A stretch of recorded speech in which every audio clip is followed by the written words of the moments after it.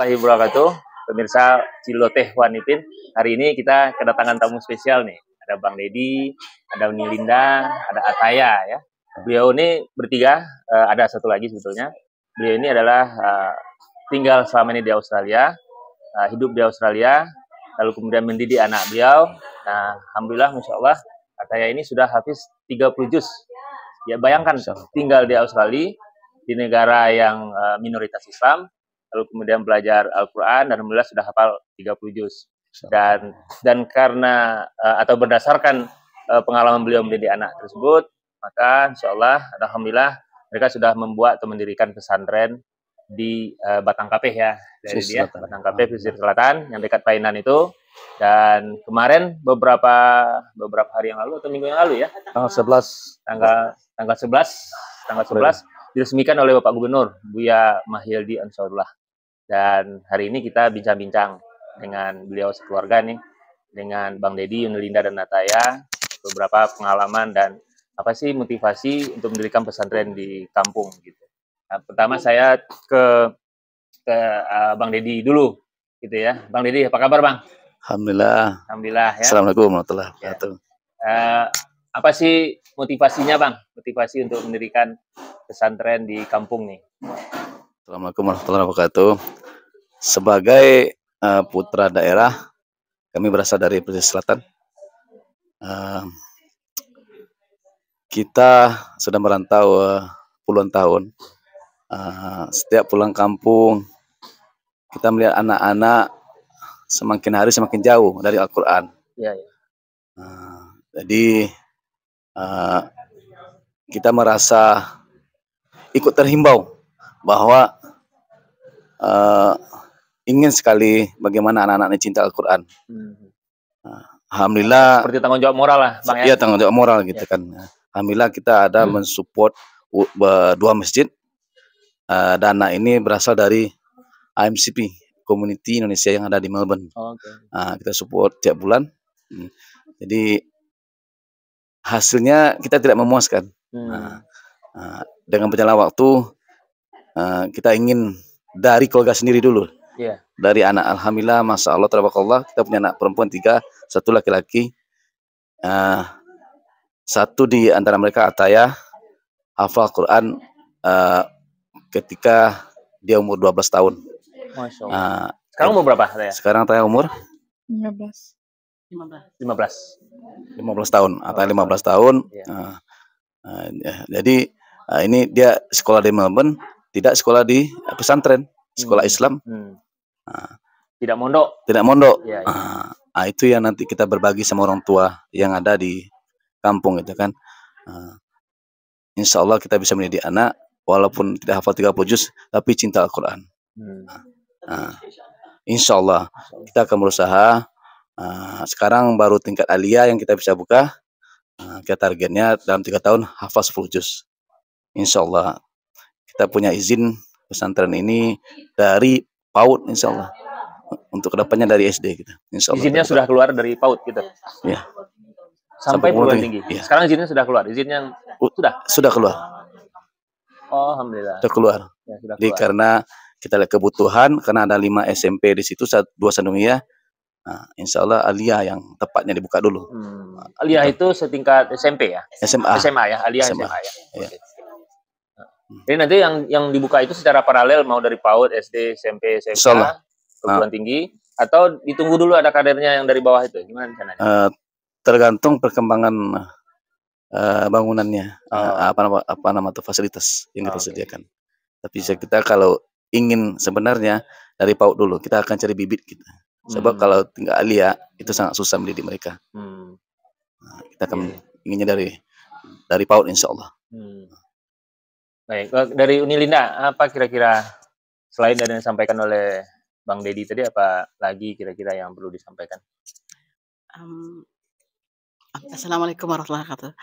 Jadi alhamdulillah kita satu misi dan sevisi. Terutama apa yang akan kita bagi ini, kita sudah menjalaninya dengan anak kita sendiri. Jadi sangat memungkinkan sekali seorang anak tamat Quran dan sekolah. Dia dapat ijazah standar. Jadi bukan berarti anak yang tamat Quran itu harus dikirim ke pesantren jauh dari orang tua terus hanya pakai paket atau tidak berijazah. Tapi jadi dengan program kita mau berbaginya gini, strukturnya. Jadi satu sekolah itu sebuah sekolah bisa ada program untuk menghafal Quran intensif dan reguler. Jadi anak yang menghafal Quran bisa di sekolah itu dan bisa dapat ijazah sama dengan temannya. Jadi tidak perlu harus di tempat yang terpisah. Jadi kita mau menciptakan kombinasi yang telah kita pelajari dan kita akan modifikasi sedikit sesuai dengan situasi dan kondisi di kampung. Gitu. Ya, jadi menghafal Al-Quran dengan pelajaran umum itu dilakukan secara paralel gitu ya? Iya, paralel. Jadi memang kita penghafal Quran itu memang harus berkorban lebih banyak waktunya dan juga orang tuanya. Jadi orang lain belum bangun kita udah bangun, orang lain belum sampai sekolah kita udah sampai sekolah. Kira-kira berapa extra time-nya, Linda? Misalnya kalau sekolah itu berapa jam? 6 jam kali ya? Iya. Kalau dari Melbourne kan ada satu hari ada 8 periode, 8 sesi ya. 8 sesi. Jadi anak yang menghafal Quran itu datang namanya zero period. Jadi sebelum orang mulai mereka udah ada di kelas tahfiznya. So how many hours before? Itu satu jam sebelum. 1 jam sebelum ya. Tapi nanti mereka bergabung dengan misalnya Atta kan kelas 9. Nanti misalnya di 9A. Nanti Atta akan gabung di temannya di kelas 9A pada periode kelima. 5, 6, 7, 8. Jadi setiap hari belajarnya yang intensif, tahfiz, 4 periode Quran, 5 dari zero ya.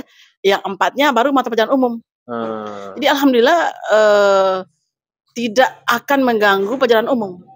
Karena Allah SWT berarti telah yang 1, 2, 3, 4, 5 itu di tahfiz. Menghafal Quran. Hafal Quran. Berarti kan memang ada yang ketinggalan. Jadi gini, sekolah itu karena dia memang dia mengutamakan Quran, jadi dia bikin sistem begini, Bang. Yang di kelas jam pertama itu mereka mengaji. Berarti kan nggak ketinggalan. Yang kedua mereka belajar Islamic Studies. Akan mereka juga tidak ketinggalan.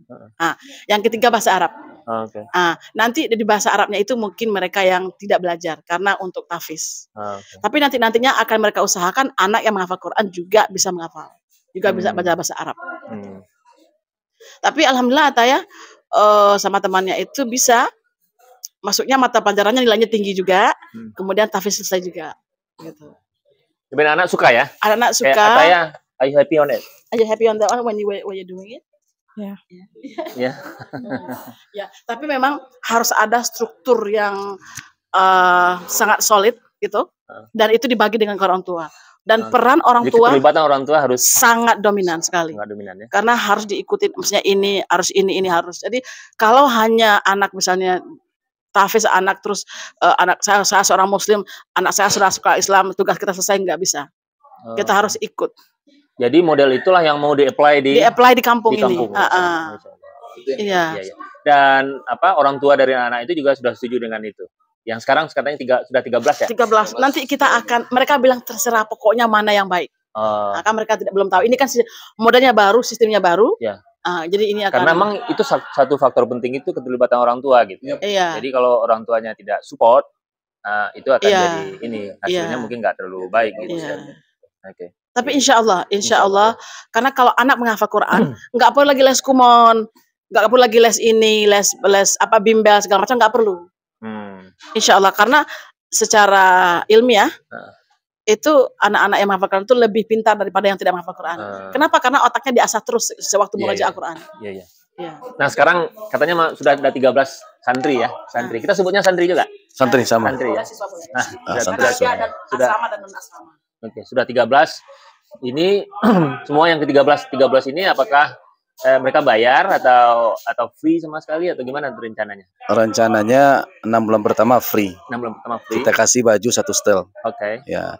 Terus kita utamakan anak yatim dan para duafa. Dan nanti mungkin ada beasiswa scholarship kali mungkin dari. Alhamdulillah 2 orang dapat funding kita dari Melbourne. Di Melbourne. Ya. Itu berapa anak? 1 anak $700.000, $70. Ya. 2 orang anak untuk dapat. satu bulan itu kalau dibagi-bagi 1 anak itu butuh berapa uang gitu? Sekitar 700. Iya, 700.000. 700 1 bulan. Ya, 700.000 itu termasuk dia memondok. Iya. Sudah mondok. Jadi pemirsa Wanipin, kalau nanti ada yang mau jadi funding gitu ya, mau jadi donor, sponsor, satu anak itu 1 bulan itu menghabiskan Rp700.000. Jadi ini suatu tawaran yang sangat luar biasa sebetulnya. Jadi mendorong, ya untuk yang mondok ya, mendorong berkontribusi anak-anak untuk bisa menghafal Al-Quran. Ya nanti insya Allah itu jadi amal jariah ya. Jadi yang betul Bang itu uang akomodasi, uang makan, uang laundry semua di situ. Masuk di situ. Uang sekolah. It's only 700. 700. Jadi yayasan tidak mengambil apa-apa, hanya untuk anak-anak ini. Ya, untuk anak-anak. Sekarang ustadznya berapa di situ, Ustadz dan Ustazah? 13 orang itu dilayani oleh berapa orang? Alhamdulillah, yang pertama kita buka, kita punya murid 3 orang. Karena lokalnya belum siap, jadi ada beberapa yang datang, tapi mereka nggak jadi. Nah, kita punya Ustadz 2 waktu itu dari Bogor, dari Wadi Mubarak. Nah, karena udah jalan 6 bulan, tidak ada santriwati dan santri, jadi terpaksa kita pulangkan. Jadi kita udah janji sama beliau, insya Allah kalau santrinya banyak, betul kita panggil lagi. Idealnya 13 santri itu untuk berapa orang Ustadz yang? Idealnya 1 orang cukup. 1 orang cukup untuk 13? Sebenarnya 10 cukup buat 1 Ustadz. 10. Kalau saat ini kita pakai. Tapi apakah Ustadz atau Ustazah yang mau membantu di situ sudah paham dengan program ini? Iya, nanti kita, jadi gini, secara apa namanya, nanti kan kita misi dan visi kita ini program kita. Ya. Jadi semua yang akan membantu kita di yayasan di sekolah ini, ya? Namanya kan Abdullah Ibnu Mas'ud Sumatera, akan kita kenalkan dengan program ini. Ya, Jadi mungkin harus ada training khusus supaya mereka juga paham visi dan misi yang Bang Dedi buat dan Nuni Linda gitu ya. Sehingga kemudian tidak melenceng-lenceng. Jadi lagi pula ini akan ada beberapa modifikasi karena di kampung kan. Ya. Tapi insya Allah bisa. Insya Allah ya. Ataya mungkin mau cerita pengalamannya. You want to share your experience? You can share it. Dunsan Abu Sadoyo, jangan lupa like, comment, and subscribe Ciloteh Wanipin. Just share your experience being Hafizah, and then what would you say to young girls or young boys out there that who want to memorize Quran? Yep. All right. Work hard. Work hard. What else? Work hard. Kerja keras katanya Wanipin. Apalagi tanya? Sometimes you have to sacrifice things you don't want to, but it's worth it. Yeah, sometimes you have to sacrifice things that you don't want to sacrifice. Jadi kadang-kala harus berkorban sesuatu yang kita sayangi. Contohnya apa tanya? What else is the sacrifice? For example, your sleeping time. Yeah. Ya waktu tidurnya akan berkurang kalau kita ngapalin. So what about mobile phone? You use your mobile phone or no? Yeah, I do use it, but when I was memorizing, I couldn't really touch it. Jadi pakai, tapi hanya weekend atau jarang juga. Jadi kalau memorizing nggak ada. Nggak bisa. In the weekday, no mobile phone at all. No mobile phone. During memorizing. Masya Allah. Kalau seumur Ataya kan semuanya pada pakai HP, semua. Anak kita nggak pakai HP. Bukan karena kita nggak sayang. Justru kalau kita merasa kita nggak sayang sama anak, kalau anak dikasih HP bagi yang belum bisa bertanggung jawab. Terus di rumah tidak ada TV kan? Kita nggak ada TV. Nah ini menarik Wanipin. Jadi di negara seperti Australia, Uni Linda dan Bang Dedi ini menerapkan sesuatu yang luar biasa karena memang mobile phone itu HP itu sangat distraction. Jadi sangat mengganggu gitu ya. Padahal di sini kita itu anak-anak sibuk dengan HP gitu ya. Dari jam dan ini adalah sebuah tantangan yang dan luar biasa. Tidak ada TV juga. Ini kita mesti belajar dari ada TV. Kita bukan menghambat atau stop dari gadget, tidak. Jadi ada jam-jamnya ada, tapi kita cari yang Islami gitu. Yang positif. And she obey it ya. Yeah. Alhamdulillah. Jadi kayak misalnya bisa pakai HP atau laptop apapun namanya atau tablet ya. Jadi kita download Quran yang dia suka Quran. Misalnya kalau belajar, contoh kita menghafal surah An-Naba, nanti ada nanti coba para pemirsanya illustration of surah An-Naba by Noman Ali Khan misalnya. Jadi juz 30 itu semuanya ada ilustrasinya. Jadi kalau misalnya contohnya surat Al-Asr. Nah itu bagus sekali cara Ustadz itu menerangkan. Jadi kalau lagi ngafalin itu terus mentok misalnya kan kadang-kadang kita juga bosan. Terus kita lihat ilustrasinya. Jadi kita akan sama anak-anak. Iya. Oke, luar biasa. Nah sekarang kita mau dengar nih Wanipin sambung ayat dari Uni Linda ke Ataya. Maybe kan Uni juga lagi alhamdulillah saya karena prinsipnya begini. Kalau mengirim anak ngafalin Quran, kita juga berusaha ngafalin Quran. Ya. Biar kita tahu perjuangannya itu gimana gitu. Nah, jadi pas kita anak-anak kita kirim ke pesantren, rumah kita sewain kayak orang. Jadi kita sekarang tinggal di pondok di belakang. Karena berarti kan kurang waktu untuk membersihkan. Jadi kita alhamdulillah banyak waktu menghabiskannya dengan Quran. Jadi saya ngafalin juz 30-nya dikuatkan, sekarang juz 29. Tinggal 2 surat. Mohon doanya. Coba Ataya, you want to test me or I'm testing you? Okay, you get it from kalau tes saya pakai Quran. Just jangan. You want just 29? Mami tes atau mama yang tes. Okay, maybe just insyaallah. A'udzubillahi minasyaitonirrajim. Bismillahirrahmanirrahim. Fa amma man utiya kitabahu bi yaminih. أعوذ بالله من الشيطان الرجيم بسم الله الرحمن الرحيم فأما من أوتي كتابه بيمينه فسوف يحاسب حسابا يسيرا وينقلب إلى أهله مسرورا وأما من أوتي كتابه وراء ظهره فسوف يدعو ثبورا ويصلى سعيرا إنه كان في أهله مسرورا إنه ظن. Kalau yang anak mungkin pakai Quran aja. Saya cuma bisa juz 3 Saya Andri Septa, Wali Kota Padang, mengajak Bapak Ibu semua untuk memberikan komen ya buat channelnya One Ipin. Mudah-mudahan sukses sekali untuk One Ipin. Bismillahirrahmanirrahim. Ar-Rahman 'allamal Qur'an khalaqal insan 'allamahul bayan. أعوذ بالله من الشيطان الرجيم الشمس والقمر بحسبان والنجم والشجر يسجدان والسماء رفعها ووضع الميزان ألا تطغوا في الميزان وأقيموا الوزن بالقسط ولا تخسروا الميزان والأرض وضعها للأنام فيها فاكهة والنخل ذات الأكمام والحب ذو العصف والريحان فبأي آلاء ربكما تكذبان خلق الإنسان من صلصال كالفخار وخلق الجان من مارج من نار